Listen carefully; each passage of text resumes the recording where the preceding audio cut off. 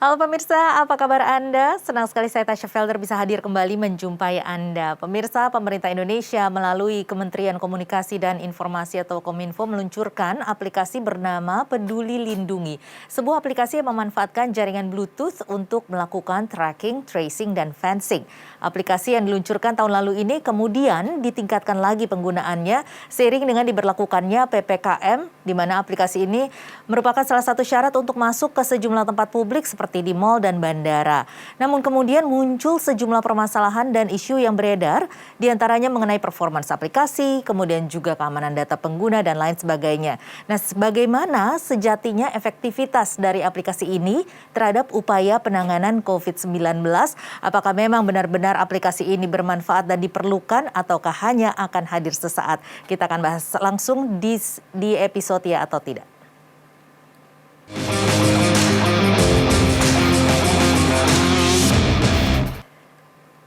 Dan saat ini sudah bersama saya sejumlah narasumber saya, ada Mas Diki Budiman, epidemiolog dari Universitas Griffith, Australia. Selamat malam, Mas Diki.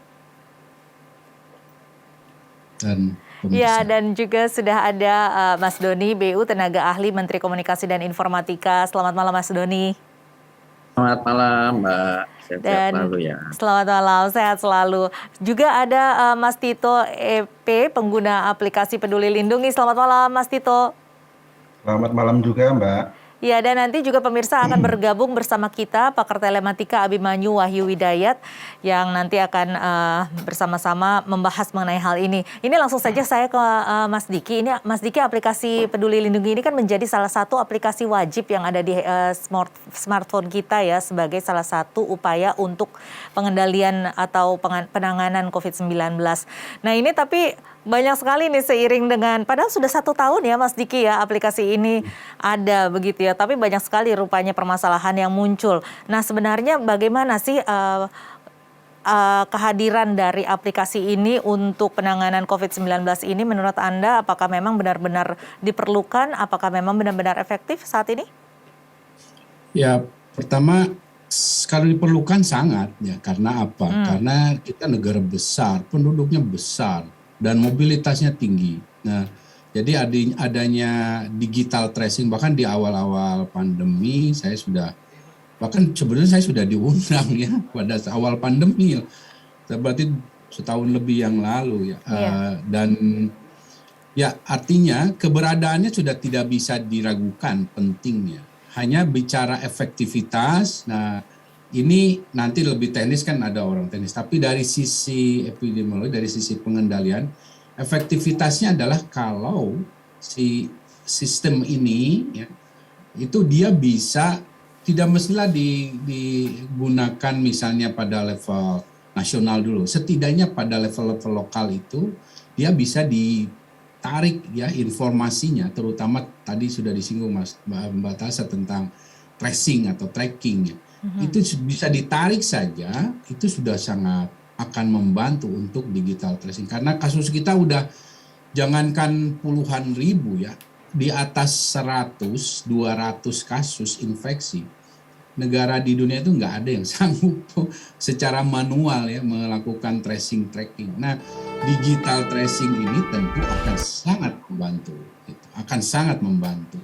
Nah, permasalahannya adalah bahkan ketika di tahun ini, bicara tahun lalu ya, di tahun lalu pertama meluncur, bahkan menjelang akhir tahun, itu yang saya tanya di teman-teman di kesehatan itu baru pada sebatas ya check in atau login saja, datanya belum bisa ditarik.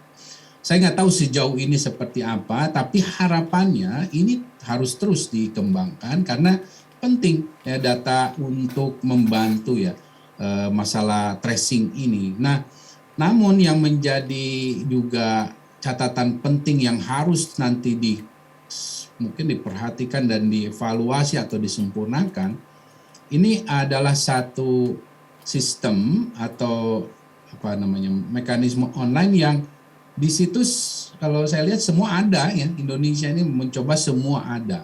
Saya bukan orang teknis ya IT, tapi ini mungkin akan agak ribetnya ya, karena saya pernah di BPJS Kesehatan juga ya. Kenapa dalam misalnya vaksinasi juga ada di situ? Kenapa itu? Karena gini, masalah data. Data ini yang sekali lagi kalau terlalu banyak kita bikin satu sistem baru, data lagi di situ, kita nggak memperkuat sistem kita, nggak memperkuat sistem pendataan kita. Padahal di awal-awal waktu wacana ini ada, sebenarnya saya melalui Kemkes menyampaikan di BPJS itu kita udah punya database penduduk kita, hampir semua warga negara kita. Dan di berbagai negara sejauh yang saya tahu itu untuk vaksinasi COVID itu linknya ke asuransi kesehatan. Dan kita udah punya asuransi kesehatan kita BPJS. Walaupun sempat bocor ya datanya ya Mas Diki ya. Betul. Namun kan yang harus kita perkuat ya sistem itu, bukan membuat sistem baru gitu. Dan dijaga terus, diperkuat terus. Nah, bahwa nanti yang memperkuat, bahkan ya bisa Kominfo memperkuat itu, karena waktu saya di BPJS kita memang terkesan belum terlalu kuat ya, walaupun sudah mulai ada tahapan. Nah, disitulah kalau saya melihat ya sebagai dalam respon sebagai negara, kita merespon ini juga sembari memperkuat sistem yang sustain, karena ini kan akan lama gitu, akan lama. Dan saya nggak tahu seberapa, saya sekali lagi saya bukan orang teknis, seberapa kuat dan seberapa aman kalau semua ada di situ.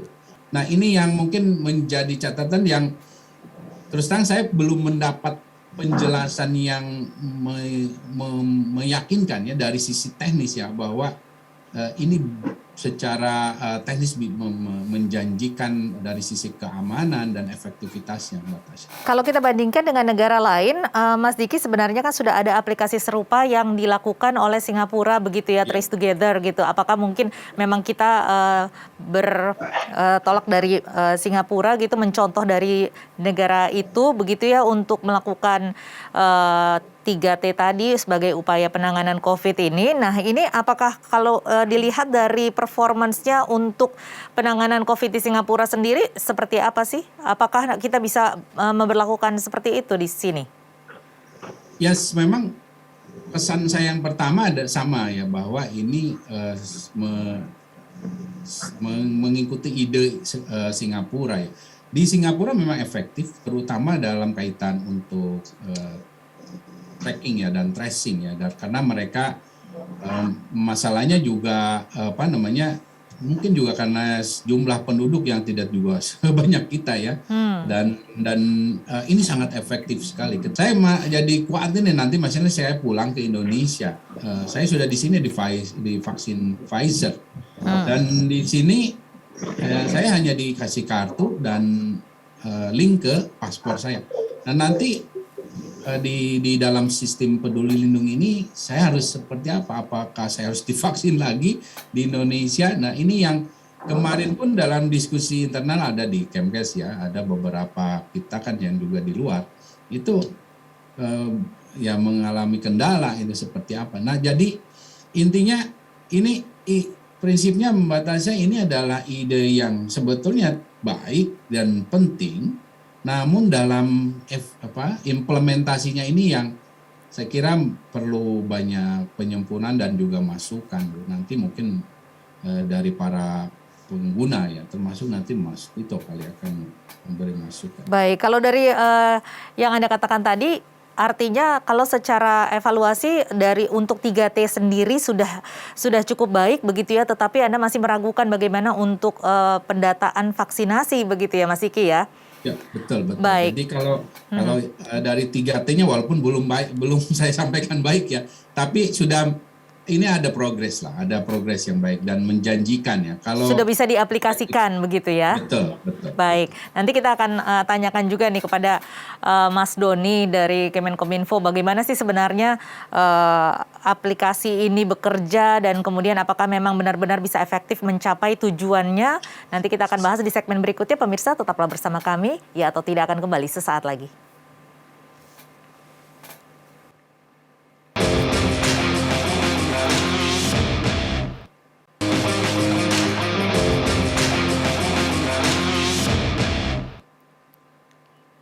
Anda kembali dia atau tidak, tadi kita sudah dengarkan penjelasan dari Mas Diki. Ini kita lanjutkan kembali, tetapi sebelumnya saya ingin menyapa dulu Pak Abimanyu Wahyu Widayat yang saat ini sudah bergabung. Selamat malam, Abah. Selamat malam, Mbak. Apa kabar? Baik, salam sehat, Abah. Salam sehat. Baik, ini saya langsung saja nih ke Mas Doni. Mas Doni, ini sebenarnya aplikasi ini mungkin bisa dijelaskan deh untuk pemirsa Nusantara TV supaya lebih jelas apa tujuannya, kemudian juga penggunaannya seperti apa, fitur-fiturnya apa saja yang ada di dalamnya. Silakan. Baik, terima kasih. Jadi mungkin singkatnya sebenarnya kawan-kawan, Bapak Ibu semua. Jadi aplikasi Peduli Lindungi ini memang dikembangkan untuk membantu penanganan COVID-19. Jadi kita tahu misalnya yang paling sederhana misalnya layanan ini bisa memberikan dengan kita mengaktifkan Peduli Lindungi, kita akan bisa lihat itu di lokasi kita sekitar ini zonanya apa, apakah ini zona yang termasuk yang merah ya, yang memang banyak kasus-kasus COVID atau seperti apa. Paling ini jadi bisa memberikan gambaran pada saat kita menuju satu lokasi ya, apalagi lokasi-lokasi yang tempat publik biasa berlalu lalang begitu, kita bisa menjadi lebih aware, bisa menjadi lebih waspada ya. Ini tentu saja kaitannya dengan protokol kesehatan supaya kita tetap menjaga protokol kesehatan. Juga misalnya di aplikasi Peduli Lindungi ini data vaksinasi kita bisa kita lihat. Jadi sertifikat vaksin yang pertama kalau sudah divaksin atau yang kedua kalau yang sudah 1 dan 2 sudah dilakukan itu akan masuk ke situ. Jadi artinya apa?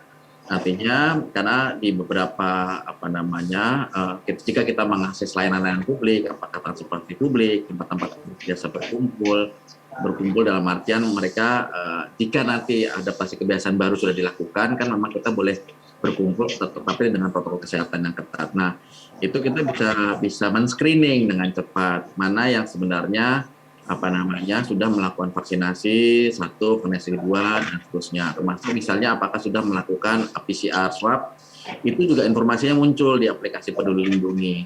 Walaupun memang betul ada 1, 2 atau beberapa kasus yang kemudian saya sertifikatnya belum muncul, atau ini belum ada di Peduli Lindungi, tapi itu terus diperbaiki sistemnya. Tapi secara umum sistemnya jalan seperti itu. Kenapa itu perlu kita lakukan juga karena sebenarnya kalau mengacu pada contoh-contoh sejumlah negara yang sudah melakukan vaksinasi secara lebih layak begitu ya. Sebenarnya bagi mereka yang sudah divaksin gitu ya 2 kali vaksin dan kemudian sudah mematuhi protokol kesehatan itu berkumpul tidak masalah gitu ya. Jadi sudah divaksin 2 kali kemudian sudah melakukan PCR swab, mereka berkumpul tidak masalah sepanjang itu tadi protokol kesehatan dilakukan. Nah, kemudian kalau Bluetooth itu kita aktifkan juga ya, itu kita juga bisa melihat. Jadi misalnya di sekeliling kita ada 10 orang begitu, kemudian sama-sama mengaktifkan aplikasi Peduli Lindungi, sama-sama mengaktifkan Bluetooth-nya, misalnya begitu. Lalu kemudian ada satu yang memang by system itu diindikasikan bahwa orang tersebut merah begitu ya. Kan ada hijau, ada orange, ada kuning, ada merah. Nah, kita langsung akan mendapatkan notifikasi juga bahwa di sekitar kita, tapi itu tidak bicara siapa, nomor teleponnya, orang yang mana, enggak. Tapi itu akan memberitahu bahwa di sekitar kita harus waspada karena ada pengguna salah satu layanan Peduli Lindungi yang diindikasikan positif atau diindikasikan terjangkit COVID-19. Nah, kemudian memang ini dipakai untuk check-in juga ya, misalnya kita masuk ke mall sekarang ya. Karena kalau kita ketahui kan sudah ada 6 sektor nih yang menjadi fokus pemanfaatan aplikasi Peduli Lindungi. Nanti itu di pusat perbelanjaan pasar modern, untuk kita transportasi misalnya memakai transportasi publik, sektor pariwisata seperti hotel, restoran dan segala macam, nanti kantor pemerintah juga termasuk kemungkinan juga nanti akan masuk di layanan keagamaan maupun pendidikan itu akan terus dikembangkan ke arah situ. Jadi orang akan masuk begitu ya ke lokasi publik dalam tanda kutip yang biasa orang berkumpul ke lalang itu akan check in dulu. Kemudian check in itu akan semacam screening. Apakah dia dapat akses hijau misalnya ya, nanti barcode-nya menunjukkan hijau. Artinya dia udah pernah sekali divaksin, tidak kontak erat dan tidak COVID, maka dia akan bisa masuk dengan protokol hijau seperti apa. Tapi misalnya nanti dia kuning, nah ini akan jadi catatan. Kuning ini mungkin dia ada beberapa hal yang belum dipenuhi oleh yang bersangkutan. Misalnya kalau kuning itu biasanya dia belum divaksin, tapi dia tidak terkena COVID-19 misalnya dan bukan kontak erat, masih belum masuk. Tapi misalnya kita lagi nge-scan ya, mau masuk mall gitu, kita scan, kemudian barcode kita warna merah, itu nggak boleh masuk. Kenapa? Karena bisa jadi dia sedang COVID gitu ya, misalnya dia PCR ya, kemudian kan PCR-nya masuk ke sistem, lalu hasil PCR-nya adalah dia positif, maka si Peduli Lindungi akan mendetek orang tersebut sebagai merah atau ada kontak erat. Jadi ini adalah bentuk-bentuk upaya perlindungan kepada kita semua untuk memastikan bahwa diri kita ataupun sekeliling kita itu cukup secure untuk melakukan aktivitas-aktivitas. Kira-kira seperti itu sih, Mbak. Baik, Oke, Mas Doni ini kalau boleh tahu sebenarnya ini kan tentunya pasti ada anggaran begitu ya untuk pengadaan software ini kan, aplikasi Peduli Lindungi. Kalau boleh tahu berapa banyak sih anggaran yang diberikan oleh pemerintah untuk aplikasi ini? Tahu saya di sini sih kami tidak bicara dari sisi anggaran ya, karena di sini kan top priority. Jadi at any cost untuk melakukan perlindungan kepada masyarakat, anggaran itu bukan menjadi hal yang perdebatan yang panjang. Tapi saya sendiri saya harus cari tahu anggarannya berapa. Tetapi setahu saya dalam rapat-rapat yang terkait dengan aplikasi Peduli Lindungi, anggaran ini kita udah bicara at any cost. Kalau kita bicara perlindungan masyarakat khususnya terkait kesehatan, itu tidak menjadi bagian yang hambatan atau halangan. Artinya tidak terbatas ya, apapun yang dibutuhkan itu akan dikeluarkan. Betul, karena kebutuhan atas aplikasi ini kan berkembang terus. Jadi kalau awal sekali kawan-kawan yang mungkin pernah menginstal aplikasi yang versi 2 itu ya, cuman awalnya itu versi 2 sekian lah. Itu masih ada kendala, aplikasinya hanya untuk jalan Bluetooth saja, mungkin belum terinteraksi dengan vaksinasi dan segala macam. Tapi sekarang aplikasi ini sudah versi 343 ya. Ini 16 Agustus yang kita versi update-nya. Dan itu sudah yang menginstal itu sudah 28,6 juta orang yang menginstal aplikasi. Artinya aplikasi ini terus dikembangkan. Nah, artinya pengembangan tersebut kalau kita bicara soal dibatasi oleh anggaran, tentu kan menjadi tidak wise ya. Gitu. Jadi ini kita bicara soal aplikasi ini akan terus dikembangkan sesuai dengan kebutuhan perlindungan masyarakat terhadap kesehatan. Kalau sampai saat ini sudah berapa banyak biaya yang dikeluarkan untuk aplikasi ini sendiri sampai saat ini? Saya harus double check, Mbak. Saya tidak punya range-nya kira-kira berapa, Mas Doni? Saya tidak bisa memberikan gambaran angkanya. Saya harus double check lagi. Baik. Jadi kalau untuk jumlah penduduk yang sudah menginstal aplikasi ini sebesar 28,6 juta orang ya? Betul, 28,6 juta orang. Ini wajib ya di install atau wajib menjadi syarat wajib kan begitu ya untuk masuk ke bandara, ke mall, ini di seluruh Indonesia ya? Betul, Mbak. Jadi memang nanti rencananya akan ada 6 sektor yang memang akan secara bertahap akan menggunakan aplikasi Peduli Lindungi ini untuk kemudian memberikan kepastian perlindungan. 6 sektor itu tadi perdagangan, ya termasuk mall, pusat perbelanjaan, pasar tradisional, kemudian transportasi. Tadi Mbak udah menyebutkan bandara, ya itu juga anak laut seperti itu. Lalu pariwisata, apakah itu nanti bicara hotel, restoran, atau event. Itu nanti sudah akan pasang barcode QR code yang nanti kemudian kita perlu scan untuk menunjukkan kita boleh masuk atau enggak. Lalu ada kantor atau pabrik, sektor keagamaan, dan yang keenam adalah sektor pendidikan. Baik, nanti kita akan lanjutkan lagi di segmen berikutnya. Kita harus jeda dulu, pemirsa tetaplah bersama kami ya atau tidak akan kembali sesaat lagi.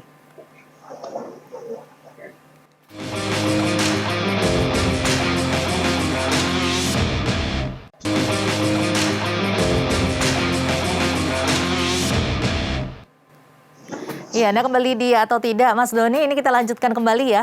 Tadi Anda mengatakan bahwa ini akan digunakan di 6 sektor begitu. Nah, sampai saat ini sebenarnya ini kan merupakan alat bantu, tetapi juga sebenarnya menjadi syarat di mana orang-orang benar-benar tidak boleh masuk begitu ya ke tempat-tempat publik yang disebutkan tadi yang menjadi harus memiliki aplikasi tersebut.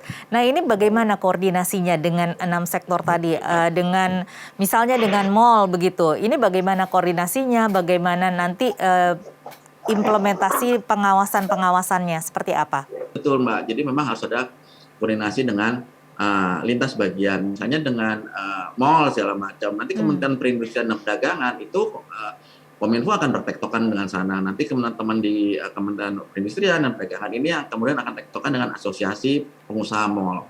Iya, Dan itu mereka sudah tektokan seperti itu ya, sudah ada rembuk seperti itu. Makanya kemudian ada sekitar 250 lokasi publik yang sebenarnya sudah memasang QR tersebut gitu. Ada 250 lokasi publik ya. Dan ini menjadi syarat ya, menjadi syarat. Nah, artinya kalau kita berbicara mengenai syarat kan ada aturan nih Mas Doni.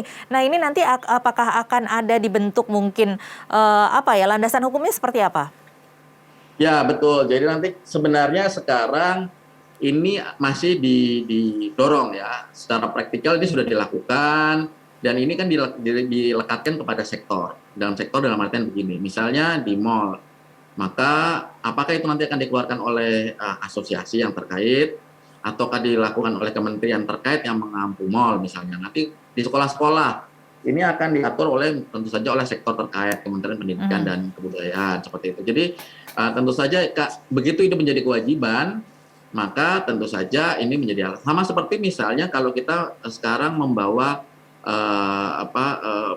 kartu vaksin ya, kartu vaksin maksudnya yang versi digital ke bandara, itu kan kemudian sudah keluar peraturannya yang kemudian ya kalau nggak punya ini nggak boleh masuk, mau historis kayak gimana pun ya nggak boleh masuk kalau kita tidak menunjukkan. Jadi memang begitu diimplementasikan tentu regulasinya akan menguatkan hal tersebut. Kapan ini regulasinya akan keluar dan kapan akan benar-benar dilaksanakan begitu Mas Doni kira-kira? Kalau sekarang sedang ongoing terus karena ini sudah jadi pembicaraan di lintas kementerian dan lembaga, Pak Luhut, juga ada Pak Menkominfo, Pak Joni Plate, dan sejumlah menteri terkait di sektor ini juga sudah mulai melihat bahwa ini memberikan salah satu manfaat dan ini sedang dirumuskan terus, Mbak. Iya, karena jangan sampai akhirnya uang yang atau biaya yang sudah dikeluarkan ini akhirnya menjadi mubazir begitu karena nanti tidak bisa digunakan aplikasinya, bahkan bisa saja memunculkan masalah-masalah untuk per individu begitu ya, karena masalah landasan hukum ini ada saja orang yang bisa saja melanggar ataupun tidak mau mematuhi begitu, dan akhirnya saya kan tidak ada landasan hukum yang mengikat begitu ya, nanti bisa-bisa ada orang yang mensomasi nih. Nah ini dibalik juga ada banyak sekali sebenarnya kendala-kendala dalam penggunaan aplikasinya ini. Ini kalau nggak salah sudah dialami oleh Mas Tito ya. Mas Tito mungkin bisa diceritakan bagaimana pengalamannya dalam menggunakan aplikasi ini. Baik Mbak, selamat malam. Saya sudah menggunakan Peduli, sebetulnya dari pertama kali adanya Peduli Lindungi itu saya sudah install ya. Kemudian di PPKM sekarang banyak aktivitas yang harus menggunakan Peduli yang Lindungi agar kita bisa menggunakan fasilitas itu. Misalnya yang saya sudah alami itu memasuki beberapa mall dan juga gedung yang perkantoran. Kita scan QR code-nya juga yang lancar, check-in, check-out-nya juga yang lancar gitu. Cuman saya ada beberapa yang pengalaman, di mana ada gedung perkantoran yang nggak ada sinyal yang di basement-nya. Jadi kita tidak bisa melakukan scan QR dengan Peduli yang Lindungi. Jadi dari yang satpamnya akhirnya cuma diminta menunjukkan sertifikat yang vaksinnya, gitu ya. Jadi kendala yang sinyal juga ya. Dia ada beberapa yang basement di mana sinyal internet tidak bisa menembus ke yang basement. Jadi mesti dipikirkan bagaimana kalau memang Peduli Lindungi itu digunakan untuk 3T ya, untuk men-trace dan untuk men-track. Kemudian pernah juga servernya error. Jadi kita scan QR, nggak bisa yang check in gitu. Akhirnya security-nya sudah semuanya dimasukin aja lah. Jadi kita tidak check in, tidak check out gitu lah. Berarti nggak bisa yang di track kan. Artinya tidak berfungsi pengunjung. jadinya ya? Tidak yang berfungsi gitu. Kemudian saya mikir juga begini, Peduli Lindungi itu kan sekarang jadi semacam aplikasi yang apa ya, palu gada gitu ya. One stop service. Jadi semuanya dimasukin yang di situ ya. Jadi mulai dari sertifikat vaksin, daftar vaksinasi, sampai untuk 3T itu gitu. Saya jadi yang mikir jangan-jangan ini servernya crash ya. Jadi kebanyakan orang yang melakukan itu, melakukan check in check out itu, atau semua sertifikat vaksin kan masukkan di situ gitu loh. Jadi mungkin kapasitasnya juga sudah nggak cukup gitu loh. Jadi saya pikir juga kalau memang itu mau ada dua alternatif, kalau memang itu mau jadi aplikasi yang diwajibkan, harus diperbaiki infrastrukturnya. Jadi apakah mungkin servernya di upgrade lagi menjadi yang bagus, terus kapasitas yang penyimpanannya juga. Cuman saya berpikiran juga, apakah mungkin ini ada aplikasi kalau untuk 3T itu seperti Mas Diki yang bilang, butuh satu aplikasi lagi yang hanya dia untuk check in check out gitu loh. Jadi tidak masuk sertifikat vaksinnya juga yang di situ. Dan pengalaman juga sertifikat vaksin itu suka hilang gitu loh. Jadi hari ini saya keluar dua-duanya. Kebetulan saya sudah dua kali yang vaksin. Biasanya sih keluar gitu, tapi pernah satu hari nggak keluar itunya. Apakah itu sertifikat yang pertama ataukah yang kedua? Kemudian yang sekarang yang kejadian juga adalah sertifikat vaksin istri saya dan anak saya masuk ke Peduli Lindungi saya. Gitu. Apakah dia mengambil data dari kakak gitu? Padahal kita waktu install kan yang diminta nomor HP sama NIK ya. Nomor HP sama NIK. Sedangkan istri saya anak saya nomor HP-nya beda, NIK-nya beda gitu. Tapi kenapa kok ngumpulnya itu di Peduli Lindungi saya gitu? Sedangkan di Peduli Lindungi anak saya sama istri saya sertifikat vaksinnya nggak keluar gitu.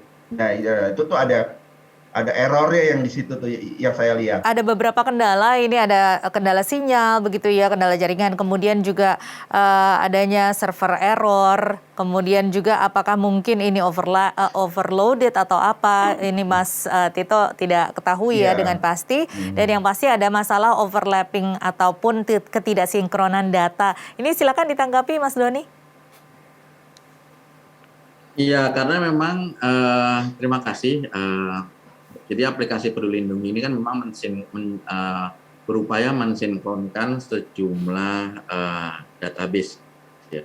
Jadi database yang terkait dengan database vaksinasi itu ada di Kementerian Kesehatan, database soal terkait dengan lokasi risiko itu yang membuat kawan-kawan di Satgas maupun BNPB, dan kemudian ada sejumlah data-data lain. Memang yang terus kemudian dikembangkan, makanya kawan-kawan akan menerima beberapa kali update. Jadi kalau misalnya aplikasi-aplikasi tersebut tidak terupdate, itu biasanya akan ada sedikit glitch, akan ada sedikit ketidaksempurnaan dalam memberikan pelayanan informasi terkait. Makanya kemudian kita lihat nih aplikasi update yang terbaru itu 16 Agustus itu 343. Jadi kita bisa cek juga nih aplikasi Peduli Lindungi kita ini versi yang mana, apakah sudah diupdate atau belum. Tentu saja ini bicara dari sisi user untuk kemudian secara user interface-nya, secara user experience-nya juga bisa menjadi lebih nyaman menggunakan aplikasi Peduli Lindungi. Baik. Tapi kemudian di sisi lain di back end memang betul ini masih PR yang besar karena sekali lagi ini dikembangkan secara cepat ya, kebutuhannya kemudian juga didorong secara masif juga. Tidak bisa dipungkiri bahwa namanya sistem ini Abah nanti bisa cerita namanya sistem sedikit banyak memang ini kita perlu terus melakukan improvement. Jadi tidak menyangkal ada beberapa glitch yang terjadi, tapi ini adalah kemudian menjadi catatan untuk kemudian akan diperbaiki di versi berikutnya. Seperti itu. Oke, baik. Nanti kita akan tanya ya seperti apa sih improvement apa yang bisa dilakukan untuk bisa menyempurnakan aplikasi ini kepada Abah nanti di segmen berikutnya. Tetapi kita harus jeda dulu, pemirsa tetaplah bersama kami ya atau tidak akan kembali usai jeda.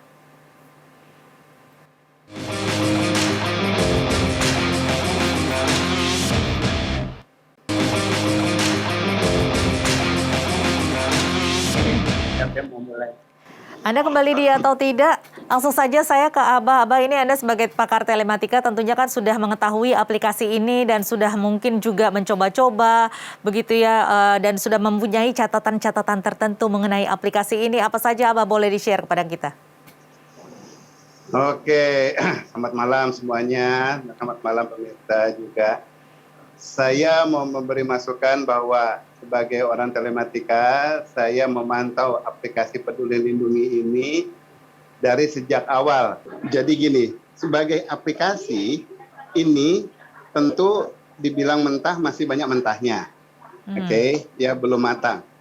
Tetapi kalau kita nilai sebagai upaya, ini tetap harus kita acungi jempol. Karena biar gimana, di negara, anggaplah negara yang 14.000 pulau, maka kalau ada kemudian kita harus menggalang suatu transportasi antar pulau, tapi kita tidak pernah memikirkan transportasi udara, hanya memikirkan laut dan lain saja, maka kita tidak akan mengakomodir kebutuhan publik.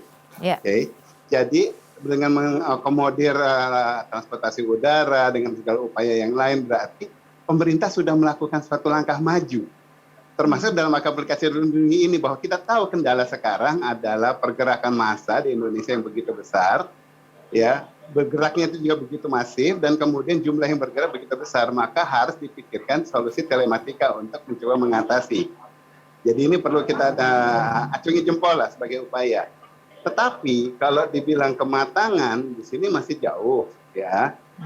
Kita bicara pematangan bukan jauh berarti kemudian saya bilang jelek, enggak. Namanya suatu harapan pasti akan lebih tinggi daripada kenyataan. Aplikasi Peduli Lindungi tahun 2021 itu lebih bagus dibandingin yang 2020. Dalam hal ini Pak Doni boleh geser-geser kumis dan kemudian tepuk tangan sendirilah gitu ya. Berarti improvement yang dilakukan sudah cukup baik. Tetapi ada hal-hal yang harus kita, hal kayaknya kecil, tetapi harus segera ditindaklanjuti. Dan justru jadi kayaknya lucu. Semudah errornya begini. Kalau kita mendaftar, kita bisa mendaftar pemilihan menggunakan email dan ponsel.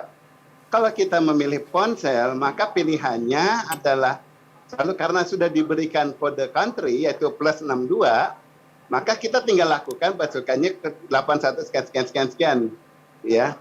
Normalnya kan gitu kan, karena sudah ada +62, maka langsung 8 sekian, 81 sekian. Tetapi di Peduli Lindungi nggak bisa kayak gitu. Dengan cara itu aja berarti sudah ada banyak yang gagal masuk. Kenapa? Yang diberikan sama Kominfo suatu guidance yang justru guidance-nya itu yang salah. Gitu. Jadi ya sesimpel itu ya Abah ya? Sesimpel itu gitu loh. Ya. Nah kemudian kelemahan yang berikutnya. Setelah kita meregister, maka kita harus memasukkan OTP ya, one time password yang lewat SMS lah, ya divalidasi nomornya di situ. Itu sudah normal kita lakukan. Saat kita sudah memvalidasi berarti sebagai pengguna aplikasi Peduli Lindungi, maka kita menjadi pengguna yang sah, menggunakan ponsel yang sah. Ya, jadi itu FA-nya terpenuhi, itu factor authentication, bahwa kita dari ponsel yang sah dan kita sebagai pengguna yang sah. Oke. Nah, berarti kan semua aplikasi harusnya sudah berlaku sama kan? Ternyata tidak. Di sini kalau kita mau menggunakan jasa Halodoc, saya umpamanya masuk ke Halodoc, pas mulai pertama kali masuk, diminta lagi one time password. Lah, ngapain kita harus memberikan one time password? Di awal sudah memberikan one time password, berarti harusnya ke semua layanan di bawah aplikasi Peduli Lindungi, ID, IP ponsel kita harusnya sudah diakui. Ini kalau masih diminta lagi, orang masuk prosedur lagi, panjang lagi. Jangan salah bahwa semua pengguna internet itu dan pengguna ponsel itu bukan orang yang lancar, banyak yang gaptek. Nah, kalau gaptek itu berarti dia minta tolong sama orang lain untuk cara penggunaan. Tetapi kalau tiap-tiap pas mau menggunaan kemudian harus masukkan one time password dan dia tidak tahu caranya, akhirnya dia tidak bisa pakai. Padahal harusnya pada saat itu juga dia harus bisa pakai gitu loh. Nah, hal yang kayak gini kalau terjadi terus, maka membuat orang menjadi ragu-ragu untuk mengotorisasi aplikasi Peduli Lindungi. Kita kasih contoh, saya berkali di berbagai training, di berbagai kantor juga di televisi selalu saya kasih panduan.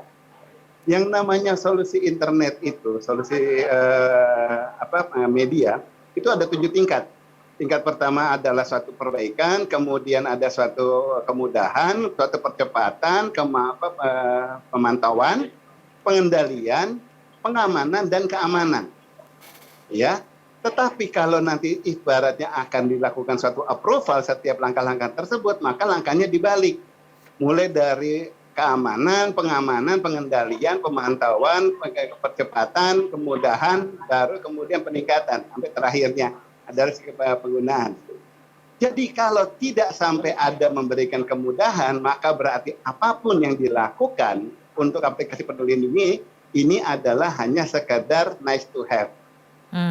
Nah, kita harus kontrolnya gini. Jadi kalau ada suatu level yang sifatnya nanti masuk level yang nice to have dan diimplementasikan di Peduli Lindungi, ini yang kita tadi kan pertanyaan Mbak belum dijawab sama Kominfo, berapa biaya yang sudah dikeluarkan. Ini ibaratnya katanya ini pengeluarannya benar-benar bumi langit ya, tidak terbatas gitu loh. Jadi berapapun akan di effortnya sebenarnya saya tahu lah, karena udah dapat bocoran, tapi bukan dari saya keluarnya informasi itu, saya nggak mau. Nah, dengan demikian suatu pengeluaran yang sifatnya hanya sekedar hanya suatu peningkatan biasa, nah itu ini berarti duit masyarakat yang diboroskan. Betul. Gitu loh. Ini yang harus kita kontrol, ini yang harus kita hindari. Oke, ya di level tersebut. Kita masuk kepada sekarang utilisasi. Bahwa semua pengguna katanya dikuatkan bahwa dia harus, bahwa ini penggunaan di sini nanti akan lebih kuatkan dalam regulasi. Regulasi apa yang mesti mewajibkan masyarakat menggunakan suatu aplikasi? Saya tentang. Kenapa? Karena di yang namanya Undang-Undang ITE nggak ada suatu kewajiban harus menggunakan suatu aplikasi, nggak ada.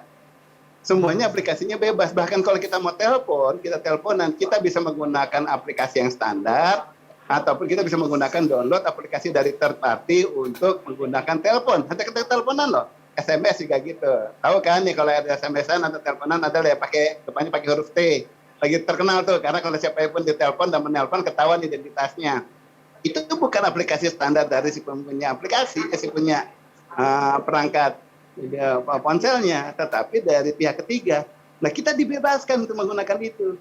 Tetapi kalau tahu-tahu sekarang pada Peduli Lindungi mau dikuatkan sampai perangkat hukumnya, bahwa kemudian harus dikeraskan, orang harus menggunakan aplikasi di sini, ya itu udah nggak ada kebebasan dari masyarakat lagi. Yang harusnya difikirkan adalah bagaimana mengutilisasi aplikasi Peduli Lindungi ini bisa terpenetrasikan ke berbagai aplikasi lain yang bisa berintegrasi dengan Peduli Lindungi. Contohnya WhatsApp, Telegram, kemudian Facebook, ya, Instagram, dan sebagainya. Bagaimana sekarang aplikasi-aplikasi tersebut diintegrasikan ke aplikasi Peduli Lindungi sehingga pemantauan lokasi bisa ambil dari aplikasi sana, kemudian pemantauan apa lagi bisa dari aplikasi mana. Kalau kita lakukan, berarti masyarakat kita bebaskan untuk menggunakan aplikasi apapun, asalkan kebutuhan dasarnya terpenuhi. Berikutnya sekarang, kalau si aplikasi tersebut sekarang saat kita gunakan, kemudian error, ya, dia tidak berfungsi, apa yang akan dilakukan penyedia layanan? Say sorry. benar-benar hanya sejauh mohon maaf nggak bisa berjalan. Bagaimana mungkin masyarakat tadinya diwajibkan untuk menggunakan, tetapi giliran yang ada yang mau menggunakan, kemudian tidak berhasil, tidak aktif, akhirnya disensori. Sementara dia dipaksakan, dia harus benar-benar menggunakan aplikasi tersebut. Ini ada satu pertanyaan. Jadi sekarang masyarakat ini difasilitasi dengan aplikasi ini, atau justru dikungkung? Ya, dikunci dengan aplikasi ini sehingga tidak bisa terlalu memanfaatkan. Baik, kita jeda dulu. Pemirsa tetaplah bersama kami atau tidak akan kembali sesaat lagi.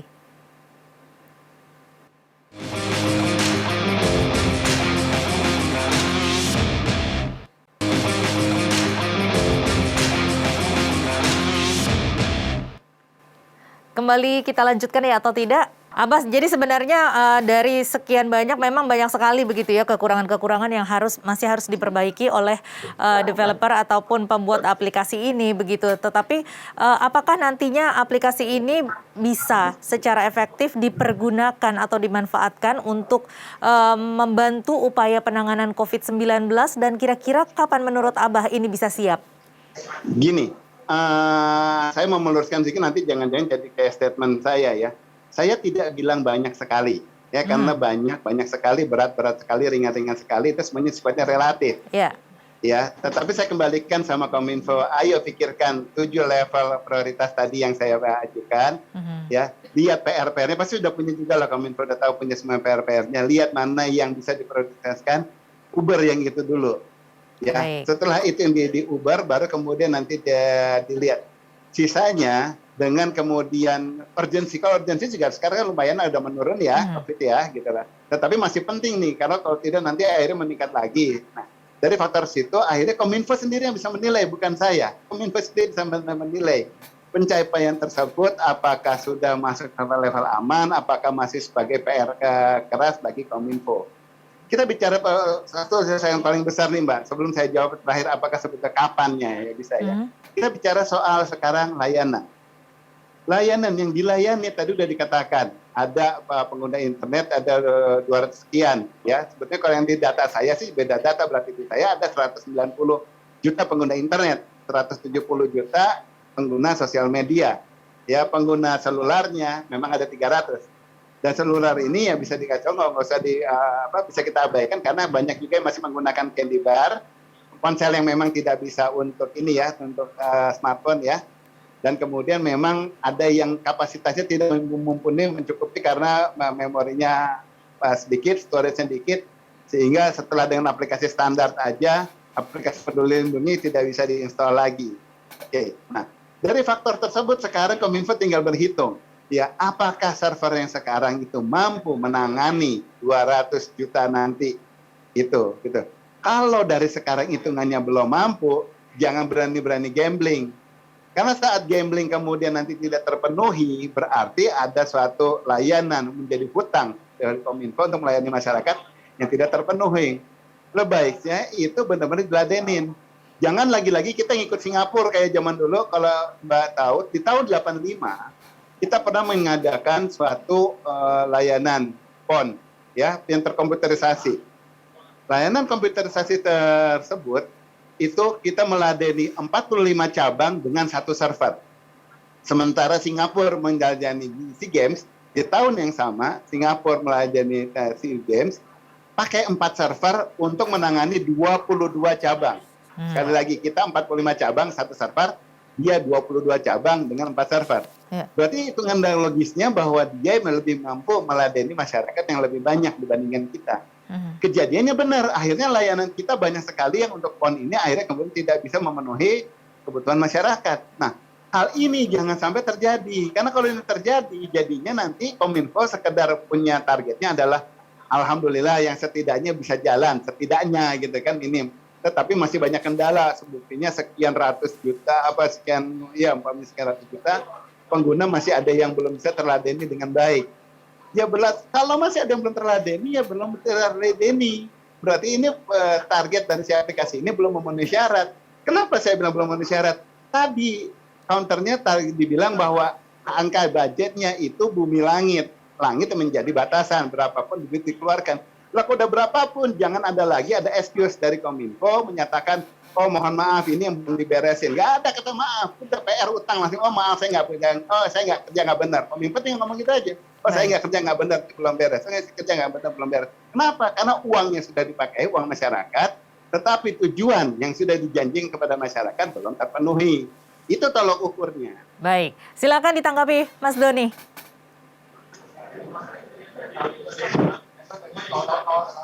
Ya, terima kasih, Abah.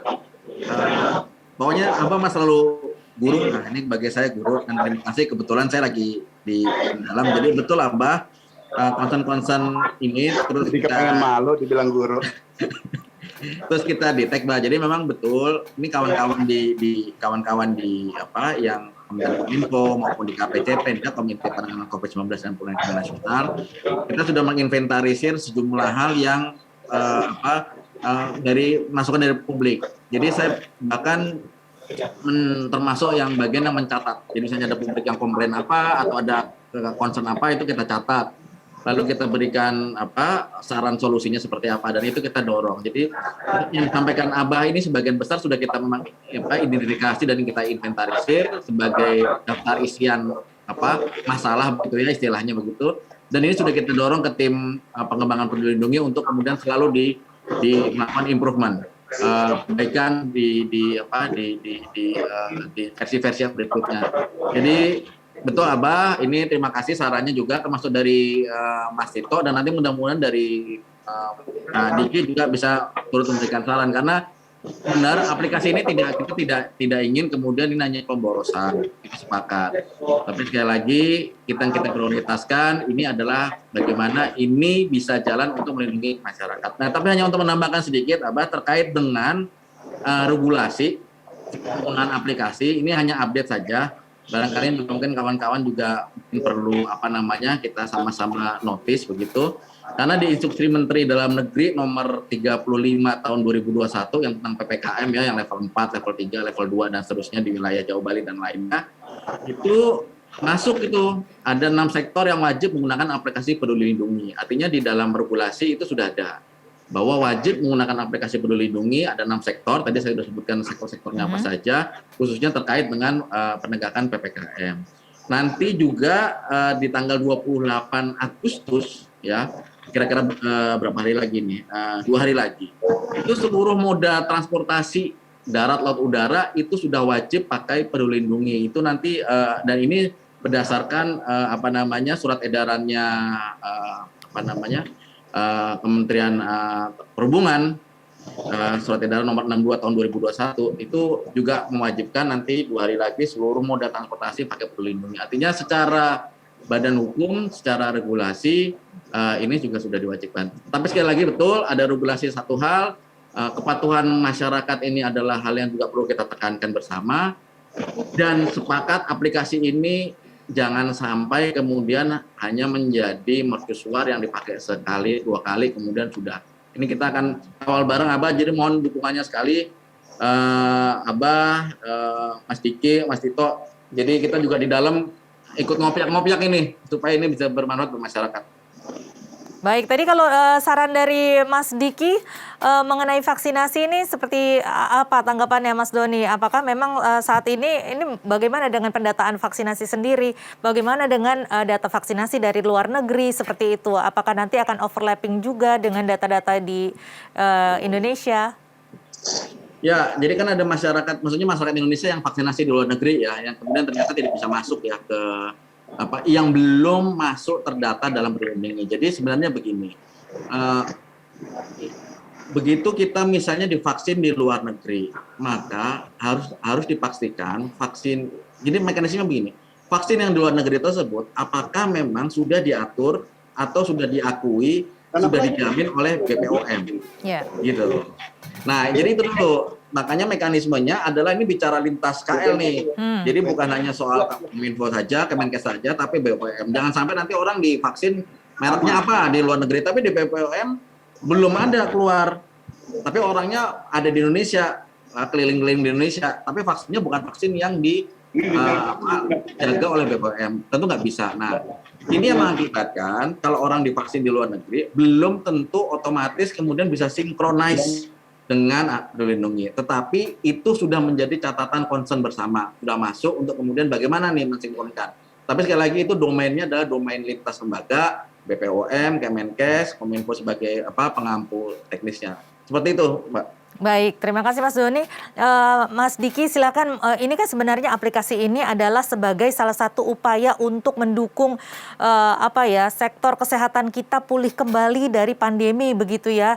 Nah ini apakah menurut Anda saat ini aplikasi ini benar-benar bisa menjadi salah satu ujung tombak untuk penanganan COVID-19 ini? Saat ini tentu belum ya, tapi ke arahnya nanti harapannya seperti itu. Tapi kembali pada apa yang disampaikan Abah tadi, utilitas ya. Bahwa kalau masyarakat merasa ini bermanfaat, itu tanpa ada regulasi, tanpa ada sanksi dipakai gitu. Sebagai contoh saja di sini, ya. Di sini ada namanya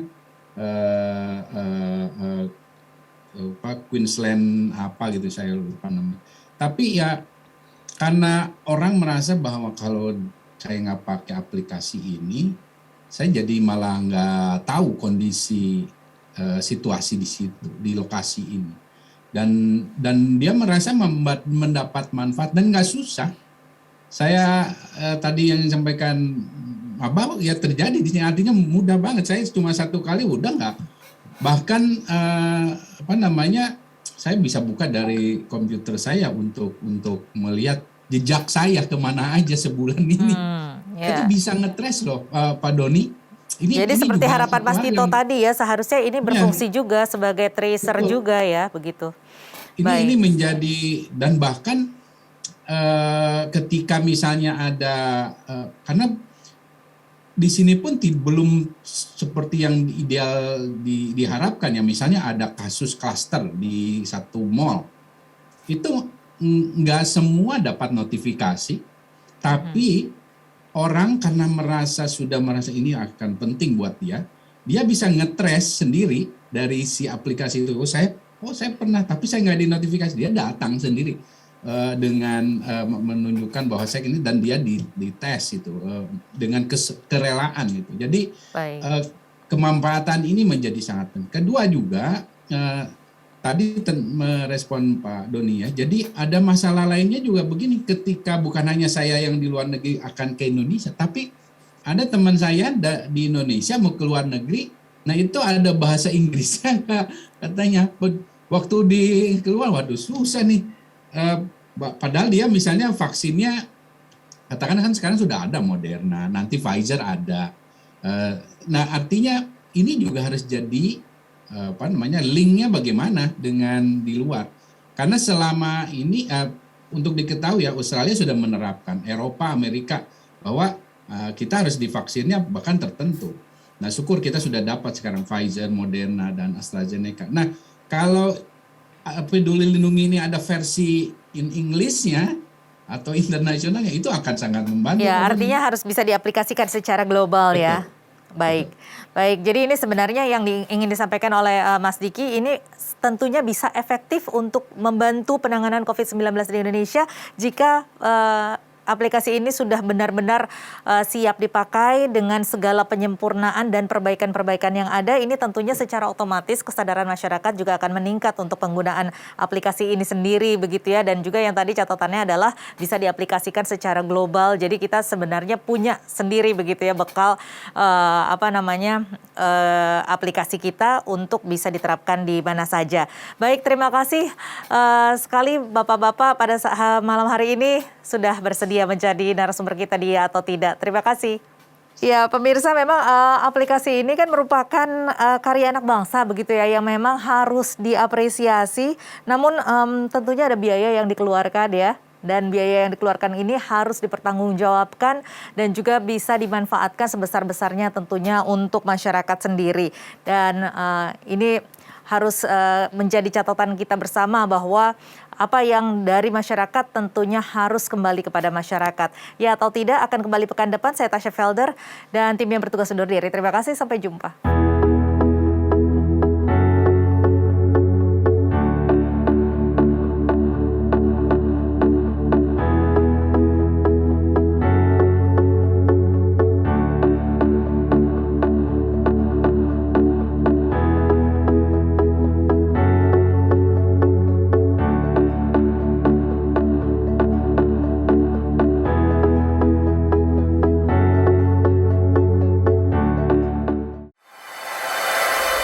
NTV Sahabat Kita.